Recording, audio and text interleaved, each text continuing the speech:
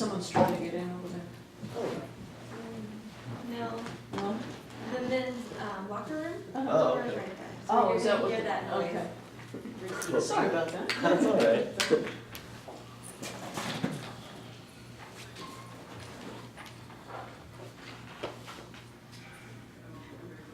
Paul, you've got other mics, right? Or should we be using this wireless mic for panelists? This all worked perfectly yesterday. It ain't working now. Okay. Go with the handheld, Go with a handheld. All forget right. the body pack. I don't know.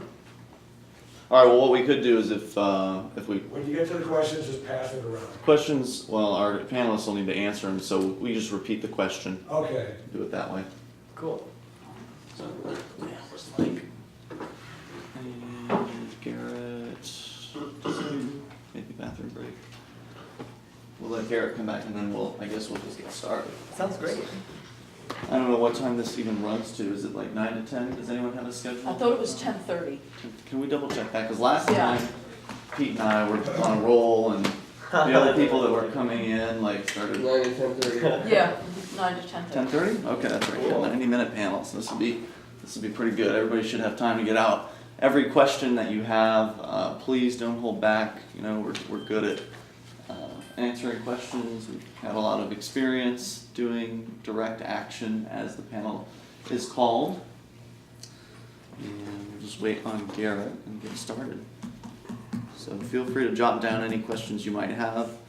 We'll pretty much be open to questions fairly shortly into the panel. I'd say we'll spend 30 minutes kind of just talking about the issues and what this subject is that we're here to discuss. Garret, could you get close to Ian and I'll get a picture? James comes in also. Yeah. Oh, one of the things, the antenna's down here, so sometimes we've got a problem with people covering the antenna and giving me. All right. So we'll hold this up here. Thanks, Paul. Okay, where'd the body pack go? Where'd the body Oh. pack? Yeah. Yeah, I've got it. Do I not need it? Yeah, no, I can't make it work. Oh, it's not working at all. I see. I thought the other ones were. Well, the problem is, they both work, however, I can't, I had it lash up, so it went left channel, right channel. Mhm. Now I got nothing but hum, so boy. I gotta plug one directly in. All right. So that's the one that's direct. All right, we'll do it. We'll get it done. Hey, Garret. Oh, great. We got James Cleveland. Can you sit in the chair closest to the edge there? Just want to get a quick shot. Line up here. All right, great. Thank you. Yep. I'll get a picture of the two of you and then when Ian comes over, we'll get the three. Hey, James. Do you know anything about Graham as far as? Yeah, he's here. Oh, yes. Great. That's a pleasant We got one surprise. more, just in case you're going off so fast. 1, 2, 3. All right. Good. I see incoming, like imminent. All right. Does anyone know if all the video getting recorded gets put somewhere? Who is handling that, Paul? You'll have to talk to Liam. Okay. We're looking for volunteers. All right. Do what? Post-production? Oh, okay.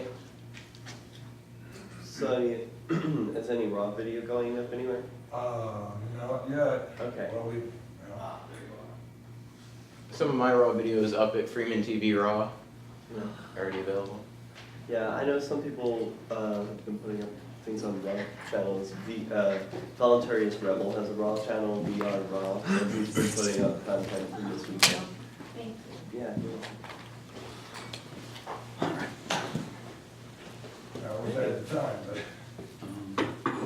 I see.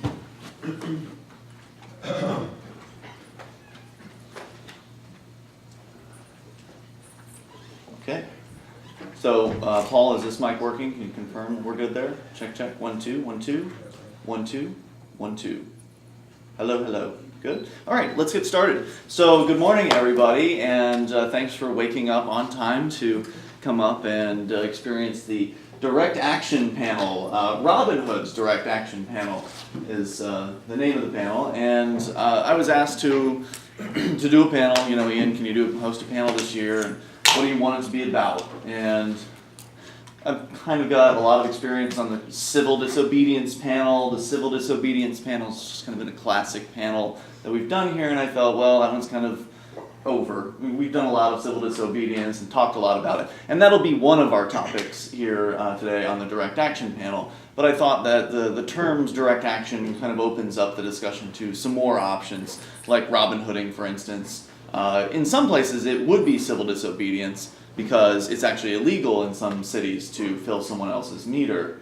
In New Hampshire, that's not the case. So technically, it's not civil disobedience. I think James Cleveland calls it, was it civil obedience? Is that what you call it? So I want to go down the list of panelists here and have them give a short introduction of themselves in case you are unfamiliar with everybody who's here. So I'll start. I'm Ian Freeman.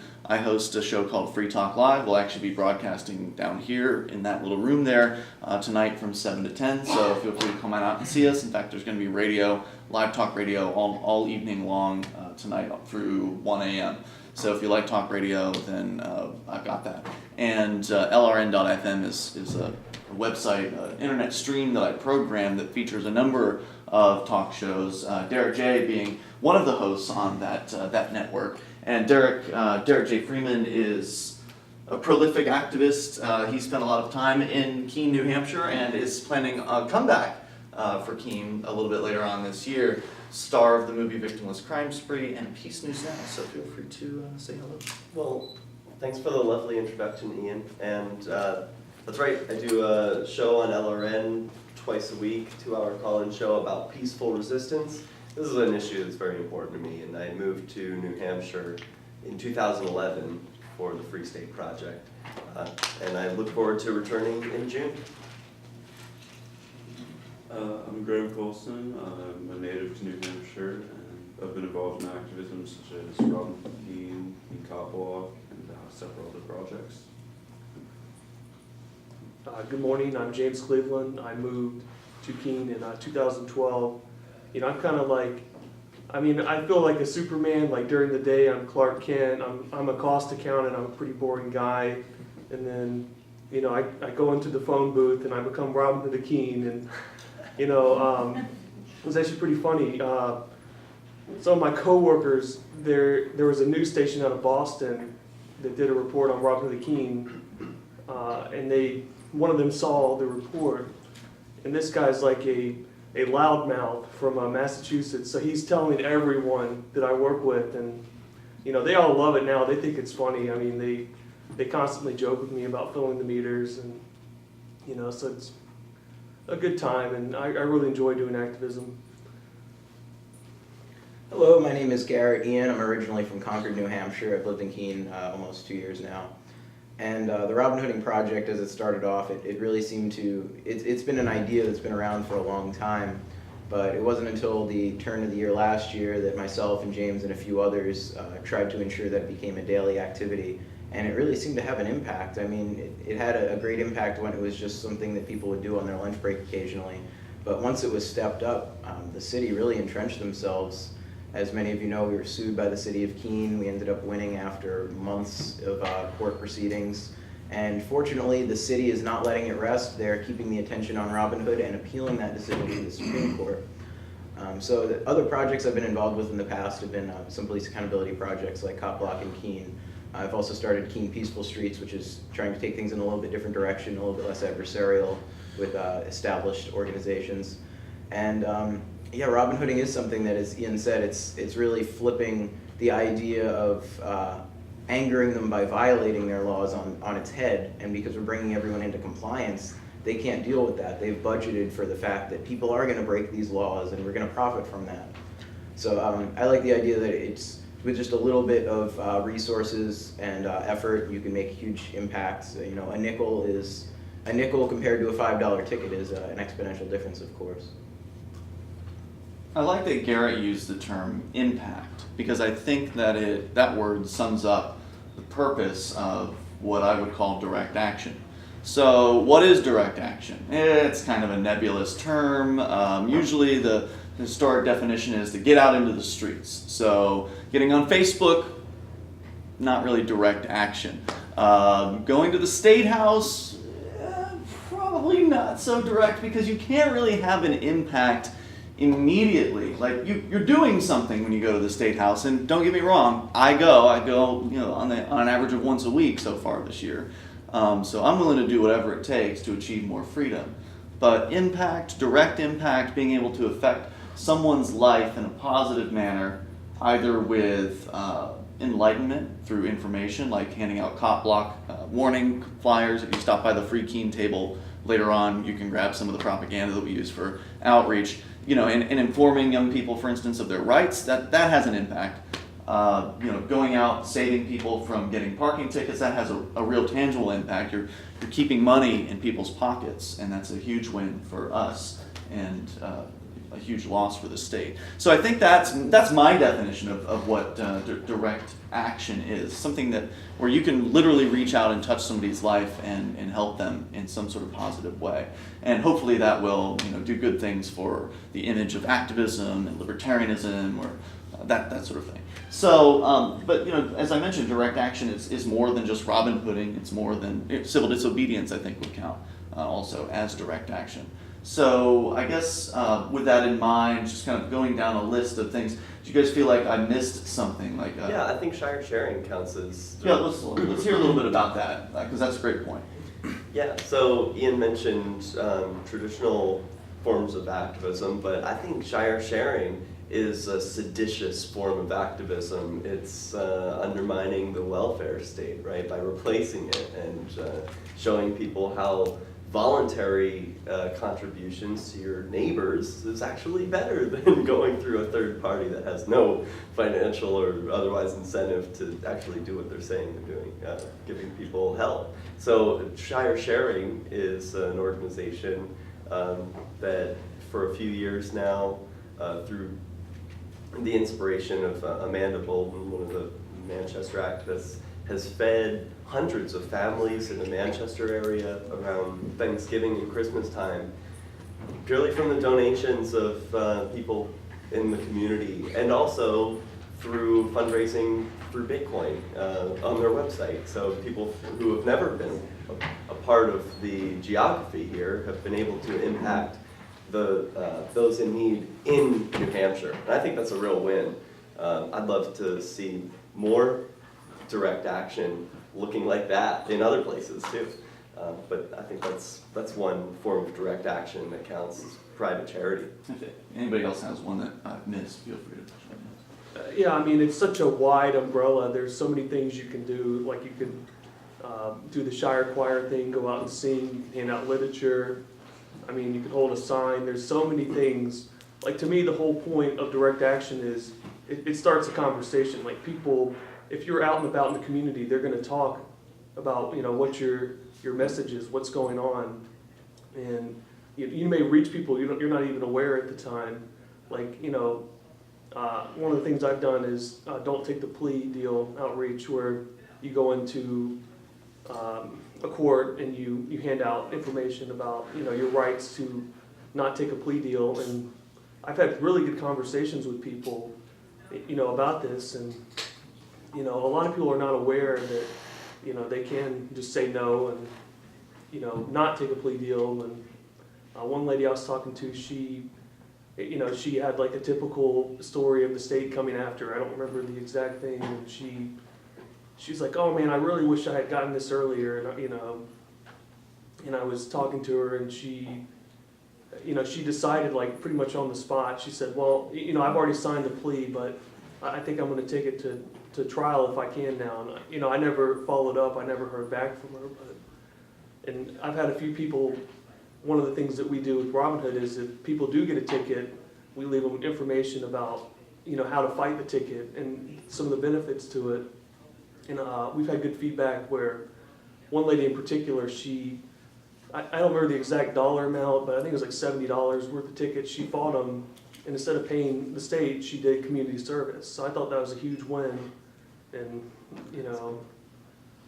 I guess my point is you don't realize the impact that you're having, but it's more of an impact if you get out in person and do it than Facebook. There's so much information on Facebook, and it's almost, I don't want to say it's preaching to the choir, because there are a lot of, especially in Keene, like we get into it with some of the people who disagree with us, but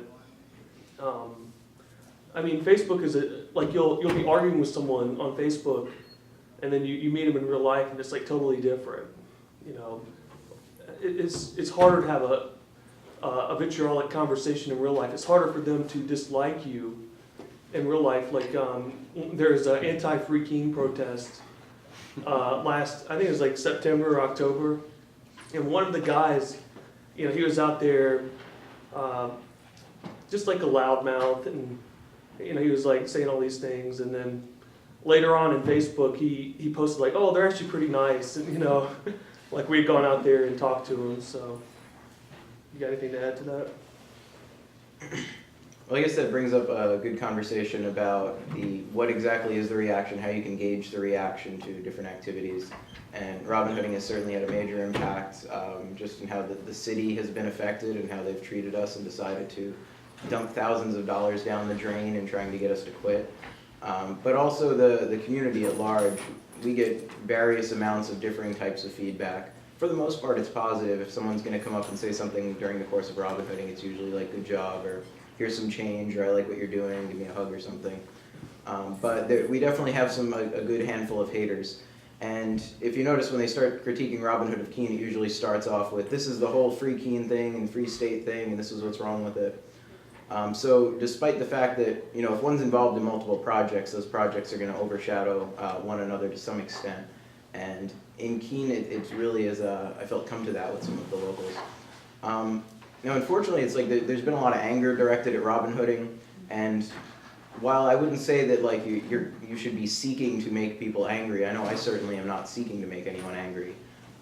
It's an effect that happens when people see you as being effective, they don't like what you're doing, and if they're powerless to stop it, in which case there was a lot of, not a lot of people, but some dedicated haters who were really hoping that we were going to lose the lawsuit and expecting us to lose the lawsuit. And when that didn't happen, I guess a lot of them are unable to process what to do about that. And afterwards, it was great. I noticed that there are some people who are shy about supporting us because of the very passionate and forward nature of the people who oppose us, saying that like if any business were to support us, that they would try and boycott that business. It says something about the impact we've had in Keene, and I think the fact that it's a small community really makes a difference.